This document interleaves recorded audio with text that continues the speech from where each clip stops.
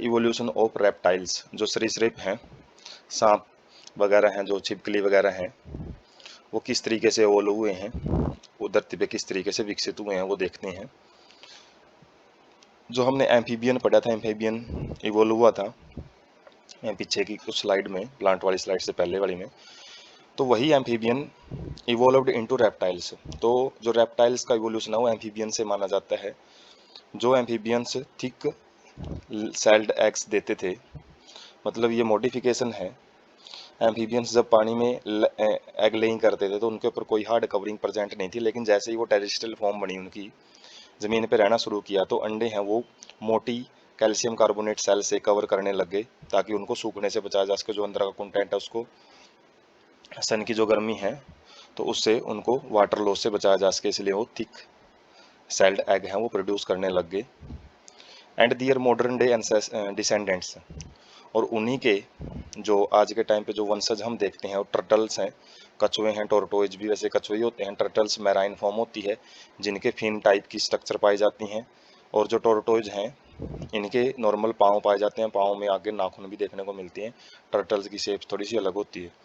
And crocodile, crocodile में मगरमच्छ हैं। जो आज के जितने भी जीव हैं ये इवोल्यूशन से ही बने हैं। इन नेक्स्ट 200 मिलियन ईयर्स और so reptiles of different shapes and size dominated earth. तो इसके 200 मिलियन साल बाद जो बात कर रहे हैं हम, जो एम्फीबियंस रेप्टाइल्स में इवोल्व हुए हैं, उसके 200 मिलियन साल बाद जो अलग अलग टाइप के जो रेप्टाइल्स हैं, उनकी शेप साइज है, अलग अलग प्रकार के जो रेप्टाइल्स हैं, उन्होंने धरती पे पूरी तरीके से डोमिनेट का मतलब प्रभुत्व, मतलब ज़्यादा नंबर में वो फैल गए थे धरती पे। Some of these land reptiles went back into water to evolve into fish-like reptiles probably 200 million years ago। तो 200 मिलियन साल पहले की बात है। जो इस्टियोसोर्स हैं, इस टाइप के जो रेप्टाइल्स हैं, वो मछलियों से इवोल्व हुए थे। मछलियों से water to evolve into fishes like reptiles. तो कुछ रेप्टाइल्स ऐसे थे जो ज़मीन पे एक बार ही आ गए थे, लेकिन उसके बाद वापस पानी के अंदर चले गए, और कुछ फिश लाइक रेप्टाइल्स उन्होंने बना लिए। इस्टियोसोर्स टाइप के रेप्टाइल्स थे ये।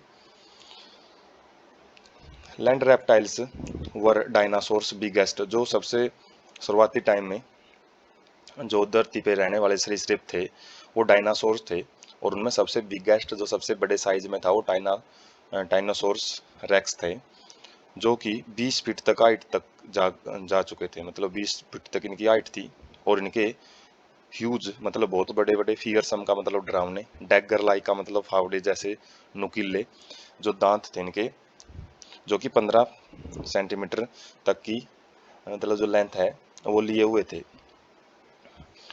तो काफ़ी डरावने जीव होते थे ये। About 16 million years ago, 65 million साल पहले डायनासोर एकदम से धरती से डिसपियर हो गए, एकदम से उनका खात्मा हो गया।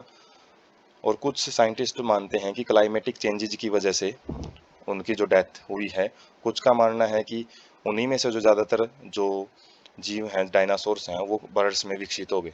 मतलब इवोल्यूशन ऑफ बर्ड्स वो रेप्टाइल से माना जाता है। जो आर्कियोपोटेरिक्स एक जीव है, जिससे माना जाता है कि वो पहले डायनासोर से इवोल्व हुआ है, और डायनासोर से फिर वो बर्ड्स के अंदर इवोल्व हो चुका है।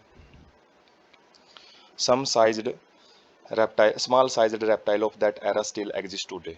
उस टाइम के कुछ छोटे रेप्टाइल्स, छोटे शेप के रेप्टाइल्स आज भी धरती पे एग्जिस्ट करते हैं, आज भी धरती पे पाए जा सकते हैं। Giant ferns pteridophytes were present, but उसी टाइम की बात है कि कुछ जो टेरिडोफाइट्स के ग्रुप हैं, कुछ जायंट फरन्स, बड़े बड़े जो फरन्स हैं, फरन्स जैसे गमले में कुछ सजावटी पर्पज के लिए भी यूज किए जाते हैं, तो उस टाइम पे प्रेजेंट थे, but they all fall to form coal deposits.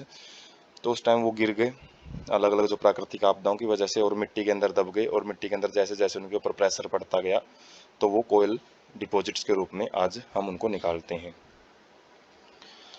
तो पिक से हम देख सकते हैं जो रेप्टाइल्स का इवोल्यूशन। तो इसके अंदर जो आर्कियोसोर्स हैं, आर्कियोसोर्स जो पढ़ा था हमने कि जो एम्फीबियन टाइप के जो एंसेस्टर हैं इनके, उनको बोला जाता है। और उसी से एक जो लाइन है वो क्रोकोडाइलियंस किया जाती है। आज के टाइम पे जो क्रोकोडाइल हम देख पा रहे हैं, तो ये भी काफ़ी डरावने जीव होते हैं, जो लार्ज लिजार्ड बोलते हैं इनको, बड़ी छिपकलियाँ। और इसी की एक लाइन जा रही है आगे अलग अलग टाइप के जीवों के, जैसे टीलियो का क्रेटर हैं, टेरोसोर्स हैं, फ्लाइंग रेप्टाइल्स होते थे ये टेरोसोर्स। और इन्हीं का मॉडिफिकेशन आगे आर्कियोपेटेरिक्स था, जो कि कुछ बर्ड्स टाइप के करेक्टर्स लिए हुए था। और उसके बाद dinosaurs morph dinosaur like reptiles थे ये। उसके बाद रियल डायनासोर इवोल्व हुए, अलग अलग टाइप के डायनासोर्स हैं ये हर्बेसियस थे, शिकार मतलब जो शाकाहारी थे। और जो ये वाला डायनासोर है ये मांसाहारी डायनासोर था। इनकी बहुत लंबी नेक थी और जो इनकी टेल है वो भी बहुत ज़्यादा लंबी होती थी। और कुछ माना जाता है कि जो इन्हीं से इवोल्व के आज जो बर्ड हैं वो इवोल्व हुए हैं, इन्हीं का जो मॉडिफिकेशन है वो बर्ड्स में देखने को मिलता है।